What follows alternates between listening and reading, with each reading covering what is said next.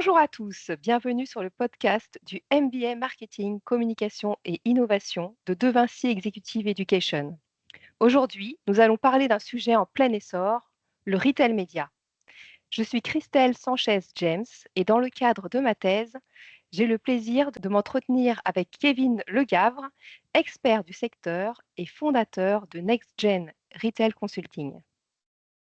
Bonjour Kevin, merci d'avoir accepté cet échange.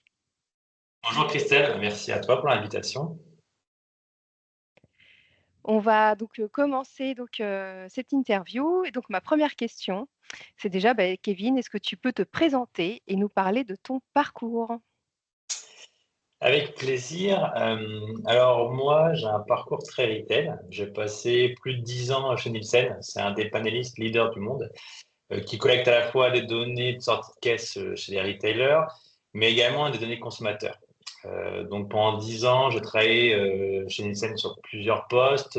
J'ai eu un rôle d'accompagner les marques PGC, donc de grandes consos. Alors, j'ai travaillé notamment pour Pernod Ricard, Nestlé, Barilla, Jacques Brossard ou encore Reckitt Benckiser. Bref, du coup, j'ai travaillé sur plein de marques du quotidien des Français. Et en 2020, avec le boom du e-commerce et d'Amazon, qui s'accélérait notamment avec la Covid, j'ai eu envie de comprendre un peu mieux le milieu digital et ses enjeux. Alors, toujours au sein de Nielsen, j'ai rejoint une équipe qui s'appelle Nielsen Marketing Cloud. Et à l'époque, j'étais en charge sur l'Europe d'une DMP. Donc, DMP, c'est l'abréviation pour Data Management Platform. En fait, il faut comprendre que Nielsen collecte beaucoup de données, que ce soit via les consommateurs directement ou via des sites Internet partenaires aussi, tels que les sites de voyage en ligne, de voitures d'occasion ou même des sites de comparaison de prix. Et mon rôle chez Nielsen Marketing Cloud, c'était de proposer ces audiences, ces données, pour faire de l'activation de publicité ciblée sur Internet. Donc, en fait, c'est grâce à cette expérience de 2 ans que j'ai réalisé qu'il y avait énormément de données dans le monde digital et que finalement, le monde de la donnée ne s'arrêtait pas juste aux données consommateurs. Et en fait, l'offre qui fonctionnait déjà très bien à l'époque, c'était notamment toutes les offres qui étaient axées sur le shopper et sur les données retail. Donc, on sentait vraiment les prémices du retail média à l'époque. Et tout naturellement, en 2022, j'ai rejoint une boîte tech qui s'appelle LiveRamp. Alors, LiveRamp, c'est une technologie qui est derrière notamment le retail média de Carrefour. Et pour être plus précis, LiveRamp, c'est ce qu'on appelle une data clean room. En fait, elle permet d'utiliser les données des magasins et les données de carte de fidélité de Carrefour dans ce cas-là, mais de façon totalement anonymisée, pour ensuite en fait pouvoir créer des audiences que l'on ciblera avec les bonnes pubs, les bons messages et au bon moment. Alors, si vous êtes une marque de céréales et que vous voulez communiquer sur votre nouvelle gamme de céréales, votre objectif, ça va être de cibler les gens qui achètent, par exemple, beaucoup de céréales pour leur dire, quand ils se lèvent le matin et qu'ils se mettent sur Facebook, découvrez nos nouvelles gammes de céréales. Donc, en se connectant sur Facebook, ils voient la publicité de votre nouvelle gamme et pensent à l'acheter une fois qu'ils rentrent en magasin. Et début 2024, j'ai décidé de créer ma propre boîte, donc NextGen Retail Consulting.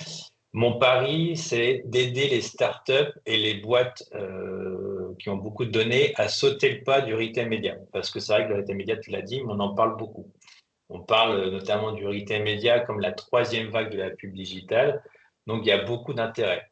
Mais c'est vrai que c'est quand même un écosystème hyper complexe et mon profil est hyper intéressant parce que j'ai à la fois un fort ADN retail, même carrelage, si on peut dire.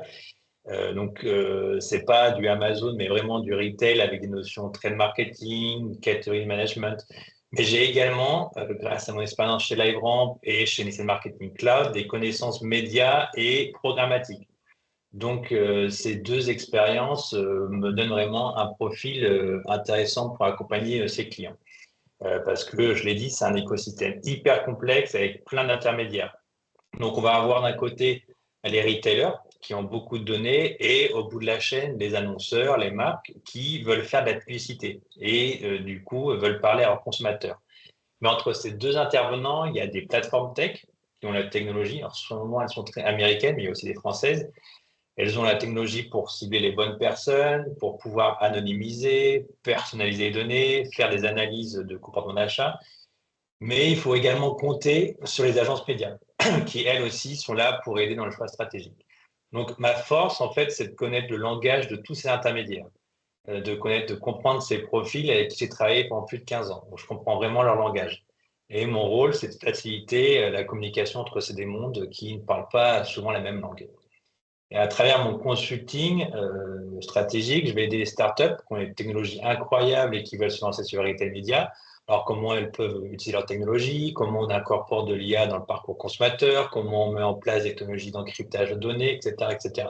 Et je vais également aider des sociétés qui ont beaucoup de données et qui veulent donc la mettre à disposition, la monétiser dans un univers retail média. Ok, super. Voilà un petit peu. Justement, donc, pour bien poser le cadre, comment toi, tu définirais le retail média aujourd'hui? Alors, pour moi, le retail média, c'est l'ensemble des activations publicitaires qui s'appuient sur tous les actifs des distributeurs. Donc, ça peut être leur site web, ça peut être leur magasin, ça peut être leur application, leur base de données clients. Dans le retail média, on parle de 3 canaux. Donc, on a le on-site, donc qui est la publicité sur le site du distributeur, donc sur carrefour.fr, sur auchan.fr. Ça représente aujourd'hui quand même 80% des investissements qui sont faits en retail média. On va avoir aussi ce qu'on appelle le off-site, c'est l'extension d'audience. Donc, on va utiliser les données des distributeurs pour faire de la publicité sur des sites tiers ou des réseaux sociaux. Donc, c'est l'exemple tout à l'heure que je faisais la marque de céréales qui veut faire de la publicité sur Facebook. Donc, on va utiliser des données cartes de fidélité d'une enseigne. On va cibler l'acheteur de céréales sur Facebook, sur Meta. Et le troisième, c'est ce qu'on appelle le in-store, donc c'est en magasin, donc c'est la publicité dans les points de vente. Ça peut être via des écrans, via des étiquettes électroniques. On parle aussi de DOH, Digital Out of Home, donc c'est les écrans digitaux dans les galeries. Ça, aujourd'hui, c'est encore assez faible. On parle de 1% des investissements en retail média. Le bon modèle en France, le retailer qui fait beaucoup d'in-store, c'est notamment Fnac Darty, où quand on va dans un Fnac Darty, il y a beaucoup d'écrans dans les rayons, au niveau des points de vente, au niveau des retraits d'achat. Et en fait, ce qui est clé, c'est que le retail média, ça s'appuie sur la donnée transactionnelle de ces shoppers.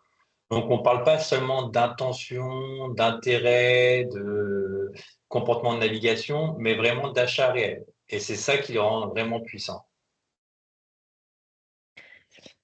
OK, merci beaucoup pour, ces définitions et en fait, d'où vient vraiment le retail média? Est-ce que tu pourrais me retracer un peu l'histoire, les origines du retail média? Alors, oui, pas de problème. Du coup, en fait, le retail média, c'est une histoire qui remonte plus loin qu'on ne le pense, en fait. Le retail média qu'on connaît aujourd'hui, il a commencé vraiment en Asie avec Alibaba et sa plateforme Alimama dès 2007. À l'époque, Alibaba comprend qu'en fait que le monde de la publicité se négocie avant tout de gré à gré. Donc on se met d'accord avec l'annonceur, voilà. Et pour eux, il est temps de changer un peu cette mentalité et il faut permettre à n'importe qui, aux plus petites boîtes, de pouvoir faire de la publicité facilement et donc d'utiliser ce qu'on appelle le programmatique. Et c'est pour ça qu'ils décident en 2007 de lancer Alimama. Alors en France, le mot retail média, le terme retail média, il apparaît, je crois, dès 2010 dans quelques articles de LSA. Mais à l'époque, il faut comprendre que quand on parlait de retail média en France, on parlait encore d'un modèle de régie de gré à gré. Donc, un distributeur avait des espaces et il les vendait directement à une marque d'un accord en accord. Aujourd'hui, quand on parle de retail média, pour moi, on parle de plateformisation.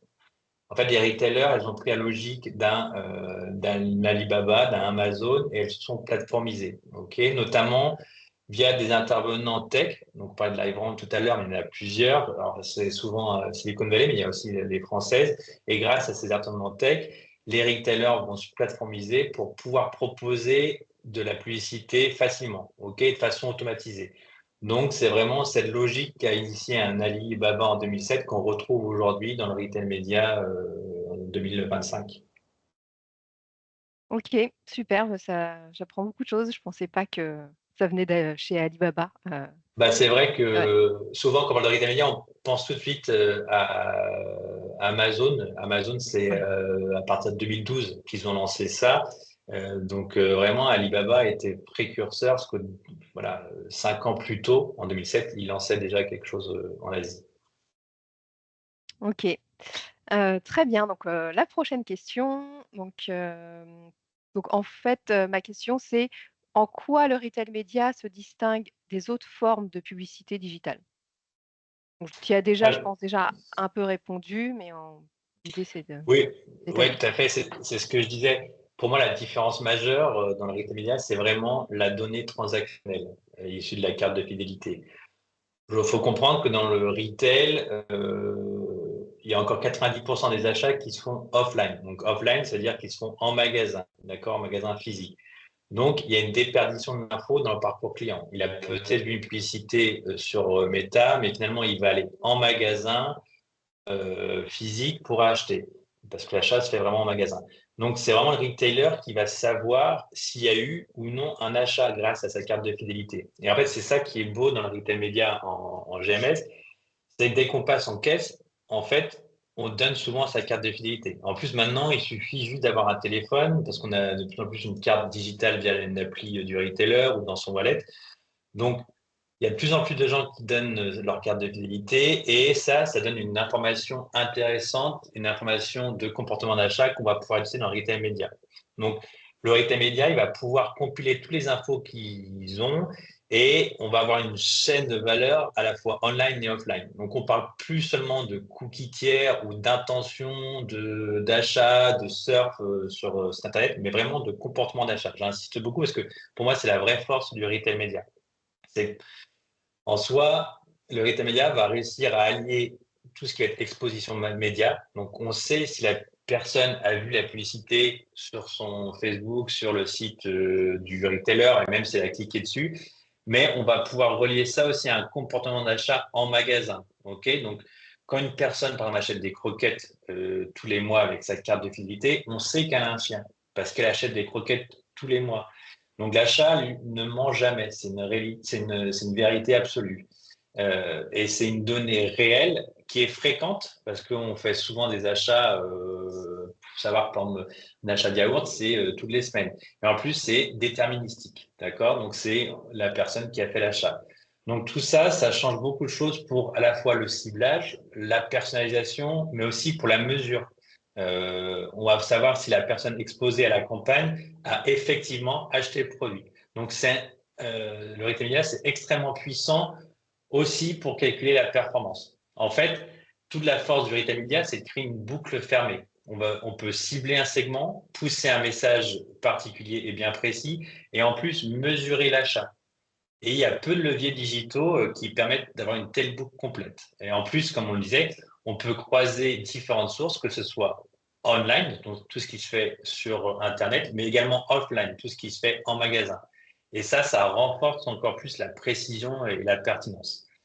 Parce que la performance et même, je dirais plus précisément le ROI, c'est la pierre angulaire dans le monde du retail. Ok, il faut comprendre que dans le retail, les marges elles sont très faibles. Du coup, le moindre euro investi est hyper important. Et avec l'arrivée du retail média, on peut donc désormais appliquer cette logique du ROI au monde du média. C'est ça qui fait la particularité et la force du retail média. Et en plus, le retail média, ça a une grosse base de clients. Ce sont des millions de personnes concernées, des millions de personnes qui font des achats et avec des fréquences d'achat importantes. On parle de fréquences d'achat hebdomadaires, toutes les semaines. Donc, ça permet à la fois d'avoir un reach puissant et en plus de générer énormément de données qu'on va pouvoir exploiter pour bien comprendre, pour bien mesurer, pour mieux cibler. Oui, c'est vrai que c'est ça qui est hyper intéressant dans le retail média justement, c'est, toute cette donnée et la croisée, enfin entre, la data, la publicité digitale et le shopper en fait, au final. Vraiment on arrive Exactement. à c'est ça qui est hyper intéressant et qui me plaît. C'est pour ça que je fais ma thèse, sur cette thématique. Tu disais tout à l'heure, enfin tu parlais tout à l'heure du off-site et des réseaux sociaux. Hmm. Et moi je me posais la question aussi, donc avec le lancement en France de TikTok Shop, est-ce que types de social commerce entrent aussi dans le périmètre, du retail média? Alors oui, clairement. En fait, ce qu'on observe aujourd'hui, c'est que des plateformes comme TikTok, ou Meta développent même des environnements e-commerce intégrés. Alors, on a TikTok Shop, par exemple. Ça permet maintenant d'acheter directement dans l'application TikTok sans quitter l'environnement TikTok. Donc, en effet, sur un parcours classique d'extension d'audience, comme avant, on utilise la donnée des magasins pour cibler les bonnes personnes. Donc, c'était encore l'exemple de la personne qui achète des céréales qui se connecte sur Facebook. Et on pouvait les cibler quand elles étaient connectées.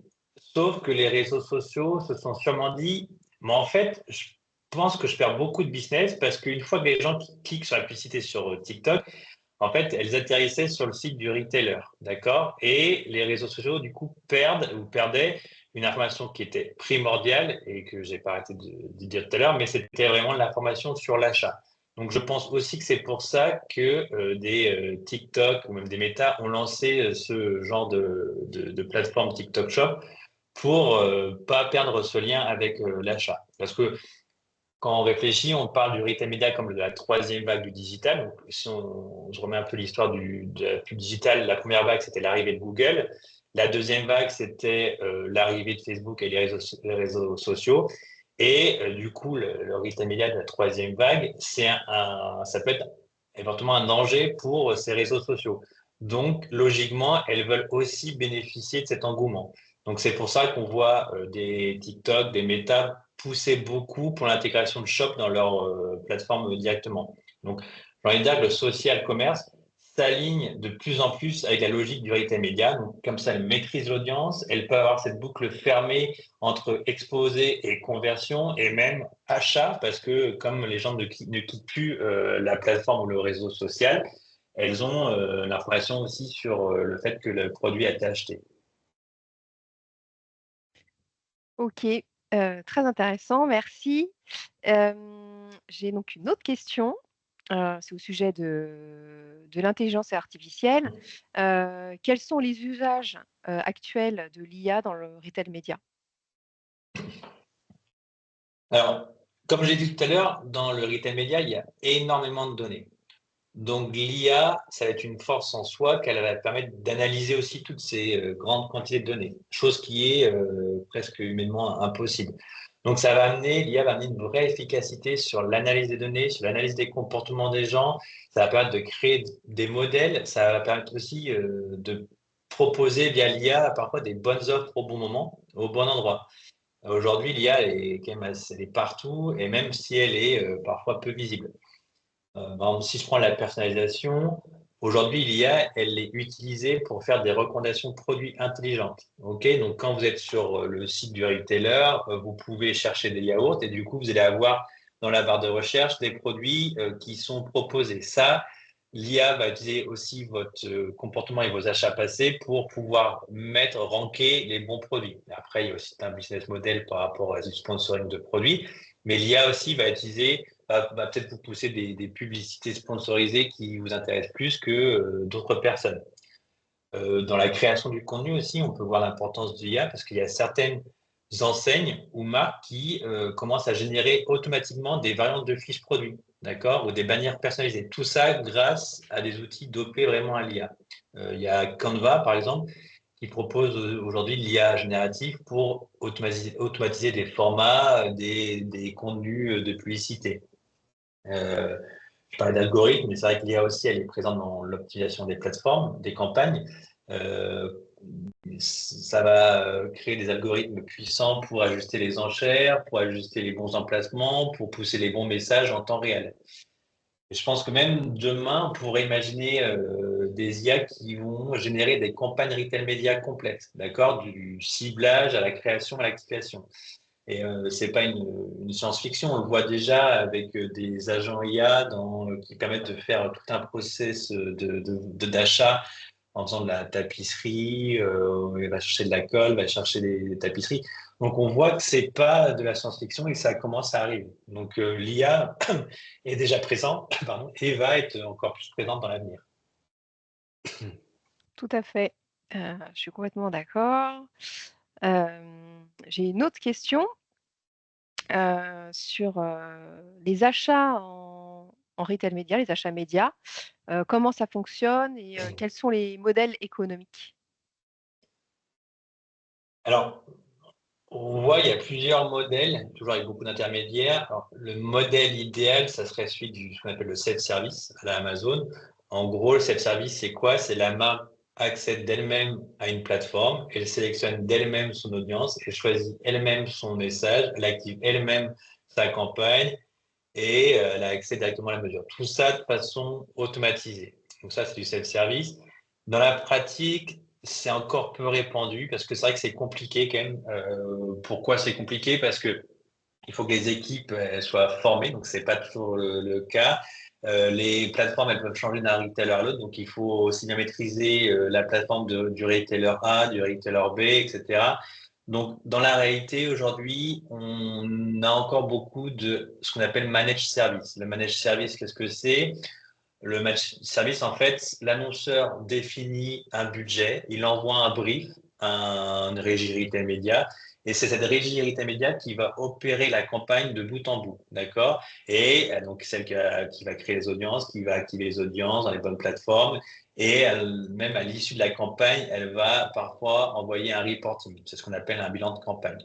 Donc ça, c'est le managed service. Il y a encore un peu de gré à gré quand même, même si tout est en train de s'automatiser, notamment via ces logiques d'open action, grâce à la fameuse plateformisation des retailers dont je parlais tout à l'heure. Et en général, l'annonceur, à chaque fois, que ce soit du managed service ou du self-service, fait appel à son agence média pour soit déléguer l'accès à la plateforme si c'est du self-service, soit pour construire le brief et bien briefer la régie retail média.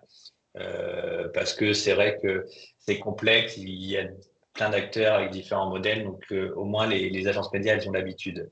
Et du coup, c'est pour ça que d'un côté business model, c'est encore très hétérogène, avec à la fois, bah, il y a des coûts de données, des coûts d'activation média, des frais de régie média, des frais de commission parfois de la tech. Donc la chaîne de valeur est hyper complexe et c'est pas toujours très lisible pour les annonceurs. Du coup, c'est pour ça que aussi Managed Campaign, parfois, se dit, bah, j'ai un tel budget et après, vous faites ce que vous pouvez avec le budget. C'est aussi rassurant. Ouais, je comprends. Hem, donc j'ai, une autre question. C'est quels sont les facteurs, clés de succès d'une campagne retail média? Euh, pour moi, le bon point de départ, c'est clairement le brief. En fait, il faut prendre le temps de bien le faire. Il faut qu'il soit clair avec des objectifs bien précis. Qu'est-ce qu'on cherche? On cherche du volume, de la rentabilité, du trafic en rayon, etc. Ensuite, je pense qu'il faut aussi bien travailler les personas pour définir les audiences et les bonnes plateformes. Si on va une cible plus jeune, on va peut-être aller sur du TikTok. Si on veut plus des gens famille, on va peut-être aller sur du Drive, du retailer, etc. Donc, bien penser aux personas. Mais attention, il faut pas non plus segmenter trop finement. Parce que si on segmente trop finement, on perd en reach. Donc, en fait, et en efficacité. Donc, il faut vraiment un bon équilibre entre précision et volume. C'est ça aussi qui est parfois difficile. Un autre point de succès important, ça va être aussi la coordination en interne. C'est essentiel parce que ça va concerner à la fois le marketing, l'équipe trade, l'équipe digitale, le cadre de management. Donc tout le monde doit travailler ensemble et réfléchir ensemble. Il faut éviter de rater des moments forts d'enseigne, passer à côté des leviers clés. Donc il faut vraiment en interne bien se parler pour bien définir le brief et bien définir la stratégie. Marocco aussi, c'est n'ayez pas peur du ce qu'on appelle du test and learn. Faut pas chercher la perfection immédiatement, il faut tester, faire des A/B tests, mesurer, optimiser et faire plein de campagnes et voir bah, celle-ci a bien marché, on la renouvelle, celle-ci a moins bien marché. Donc il faut vraiment adapter sa campagne quasi instantanée. Donc c'est vraiment une logique agile qu'il faut avoir et c'est très important. Et puis, évidemment, il ne faut pas hésiter à s'appuyer sur ces agences médias qui, elles, ont l'expérience avec les nombreux clients qu'ils ont et l'expertise. Donc aussi, ça peut avoir un vrai intérêt de s'appuyer sur leur expertise et leur benchmark avec leurs autres clients et autres retailers. Ouais, je suis d'accord. Bah, le brief, pour moi, c'est la base publicité Ouais. et le test and learn, c'est la base, du e-commerce. Ouais, mais le Enfin, digital, du digital en le général. tester Mmh. tout à fait. Mmh. Hem, j'ai donc, la prochaine question, c'est donc, bah, on a parlé des bénéfices du retail média. Mmh. Est-ce que, tu as des risques ou des enjeux, pour, chacun des acteurs du marché? Alors, c'est vrai qu'on parlait de l'arrivée du retail média en 2007 avec, Alibaba, mais il faut comprendre que ça s'est vraiment démocratisé à partir de 2021-2022, donc c'est un écosystème encore très jeune, d'accord? Donc c'est forcément un peu instable et c'est très fragmenté. Il y a beaucoup, beaucoup d'acteurs et je le disais tout à l'heure.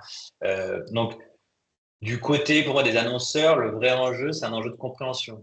Et où on classe le retail média? Est-ce que c'est dans les achats médias? Est-ce que c'est dans le marketing, dans le trade marketing? Et c'est vrai que ce flou, il peut parfois entraîner un manque de pilotage clair, voire des doublons, des angles morts dans les stratégies. Donc, il faut vraiment bien s'aligner ensemble. Du côté des agents, je dirais qu'elles doivent aussi se réinventer parce qu'on ne sait pas du digital classique ni du retail traditionnel. Donc, vraiment qu'elles prennent le temps de se former, comprendre les logiques data, plateformes spécifiques, univers retail et qu'elles soient capables d'intégrer ces nouvelles offres dans leur plan pour aussi redéfinir une valeur ajoutée par rapport à l'IA qui arrive fortement et pouvoir aussi tirer leur épingle du jeu. Donc, c'est ça qu'elle propose aussi de plus en plus d'offres autour du consulting. Pour les retailers, euh, je dirais que eux, parfois, ils sont peut-être tentés de voir le retail media comme une source de revenus additionnels, mais il faut pas oublier quand même et l'expérience client. L'expérience client, elle est importante et il peut y avoir un risque de saturation si on pousse trop de publicité sans vraiment logique derrière ou sans cohérence. Et bah, pour finir un peu sur tous les parties prenantes de l'écosystème, il y a aussi les adtech, les régies, qui elles vont devoir clarifier leur rôle, leur offre, leur proposition de valeur, leurs tarifs. Aujourd'hui, il y a un vrai besoin d'harmonisation, de transparence et du coup de monter en compétence aussi pour structurer durablement le marché. Et comme aujourd'hui c'est hyper fragmenté, c'est compliqué. Donc chacun a son, vous le disiez, son propre langage, parfois même ses propres mesures. Donc le risque, il est là aussi pour le retail média. Il faut vraiment que l'écosystème continue son travail d'harmonisation et se mette d'accord sur quel KPI il faut suivre ou pas. Donc voilà un peu les enjeux et les risques Mmh. que je vois sur le retail média. OK. Hem, c'est donc, pour la suite, selon toi, quel est le niveau de maturité, du marché français, mais en termes d'offres? Je dirais que du côté des distributeurs, la France, elle est plutôt bien positionnée. Alors, le marché du retail, en France, c'est un marché très concurrentiel et du coup, les retailers sont toujours à l'affût et à la recherche d'innovation. Par exemple, c'est Leclerc qui a inventé le drive en France en 2012. Ou bien il y a même Fnac Darty, on en parlait tout à l'heure, qui est très en avance, qui était très en avance avec sur son temps quand ils ont lancé Retailing. Donc, en France, le retail est très concurrencié, drivé par l'innovation. Donc, par exemple, Carrefour, qui est le deuxième retailer au monde, hein, je rappelle d'ailleurs Walmart, ils ont réussi avec Unlimited à construire une offre ambitieuse. Donc, on voit que les, les, les retailers français sont bien présents sur l'offre retail média et n'hésitent pas à s'appuyer sur des partenaires technologiques solides, comme Unlimited. Et aussi, on peut citer le groupe Mullier, qui bougent beaucoup, avec Auchan, Decathlon, Leroy. Donc, eux, ils ont toute une galaxie de retailers intéressants. Et ces groupes ont bien compris que la donnée elle devenait un actif média hyper stratégique. Donc, on a vu émerger à la fois des régies internes, des accords avec des adtech, des logiques d'installation et d'activation. Et je dirais même que aussi en France, les agences médias sont assez innovantes. Si on prend l'exemple de Publicis Media, voilà, il y a encore des marges de progression, notamment sur l'in-store qui reste marginal, mais je pense que la France est bien en avance sur le retail média. Elle n'a pas à rougir de ce qui se passe aux États-Unis ou en Asie, et qu'on a des belles marques, des beaux retailers, des belles régies médias, des belles agences médias en France, et du coup, voilà, il faut pas hésiter à essayer aussi ce qui se passe en France.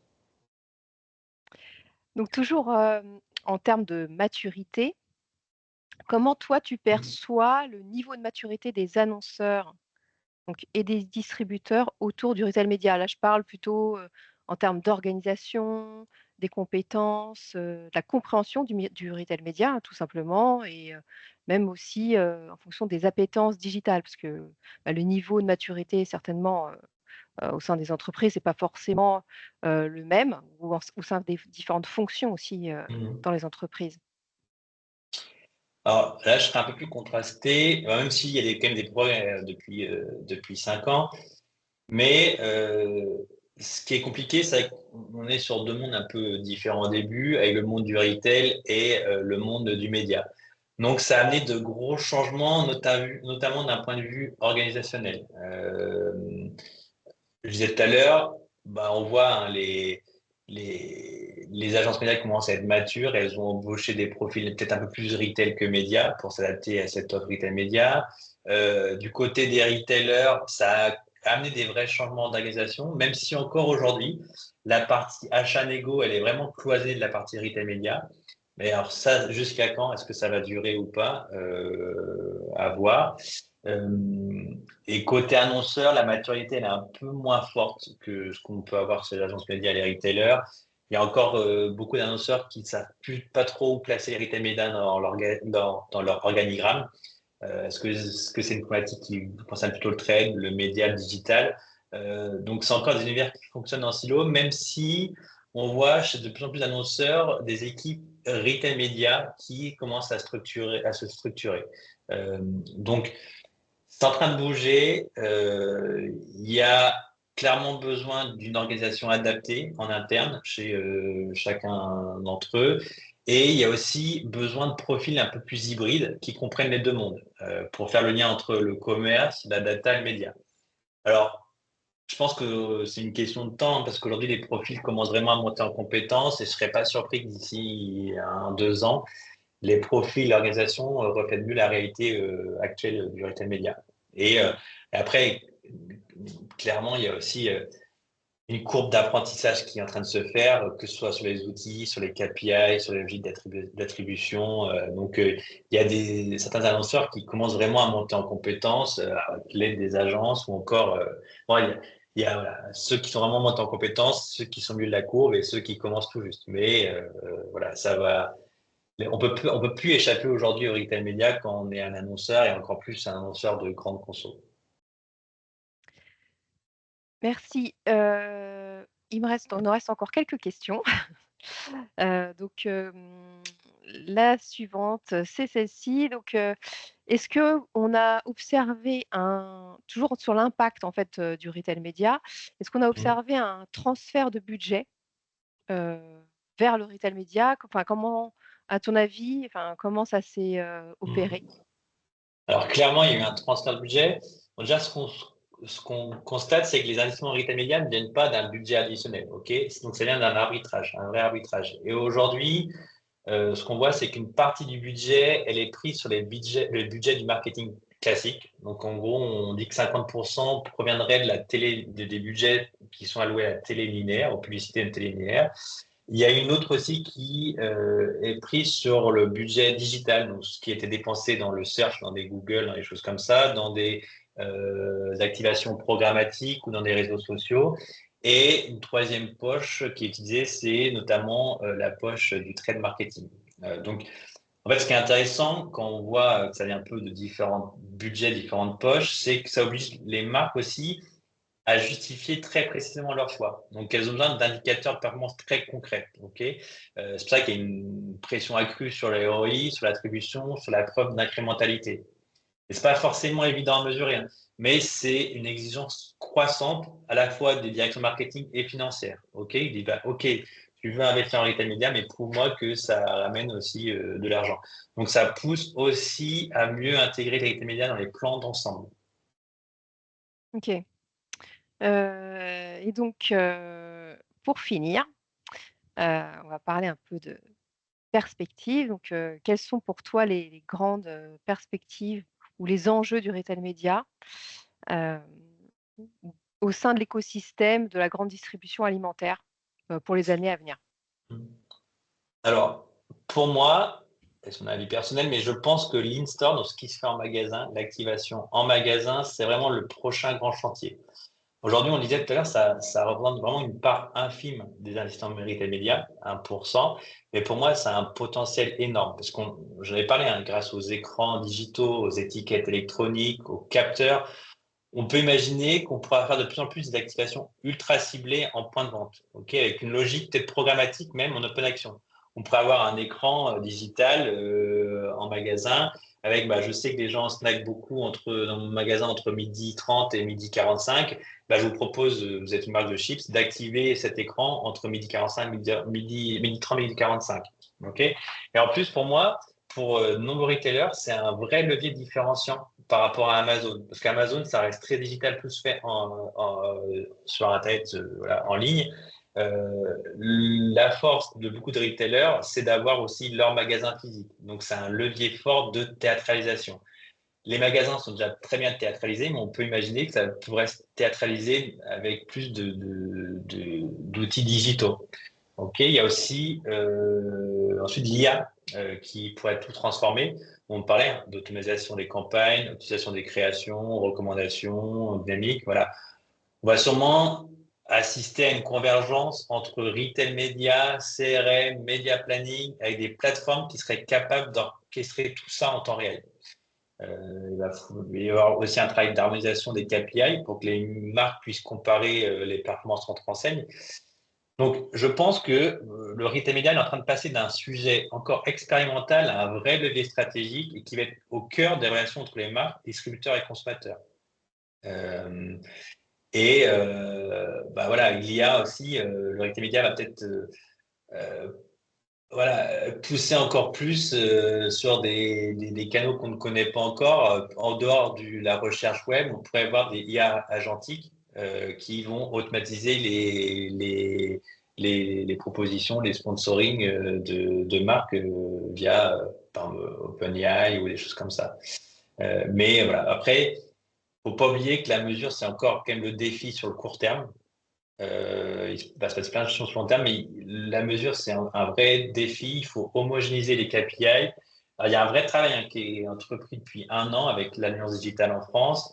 Alors, tout le monde, en fait, avec l'Alliance digitale, tout le monde s'est mis autour de la table, que ce soit les retailers, les agences médias, les annonceurs, et ils ont réfléchi à quels sont les bons KPI. Parce que c'est vrai que c'est complexe. On est dans un monde du média qui est plutôt habitué au ROAS, d'accord? Alors que le monde du retail est plutôt habitué au ROI.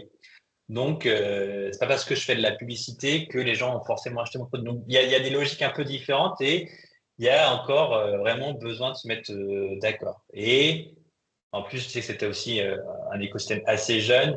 Il y a encore beaucoup de fragmentation. Donc, je pense que l'avenir, on va avoir de moins en moins de fragmentation, plutôt voilà, des joint ventures comme on peut voir aujourd'hui. On a, par exemple, récemment Infinity, qui était la régie de Casino Intermarché, qui a rejoint Values, Intermarché qui a rejoint Values. On voit le Limitel Carrefour qui a créé avec une joint venture avec Publicis pour faire un Limitel. Donc voilà, on voit que c'est en train de se regrouper. Ce sera peut-être plus simple en fait en soi aussi pour les annonceurs plus tard. Il y aura moins d'offres. Mmh, tout à fait. Bon, j'ai quand même encore une dernière question bonus. Heu, heu, ma question, c'est donc à la manière d'un portrait chinois, Mhm. j'aimerais que tu me dises en un mot, ce que c'est que le retail média. Donc le retail média, c'est?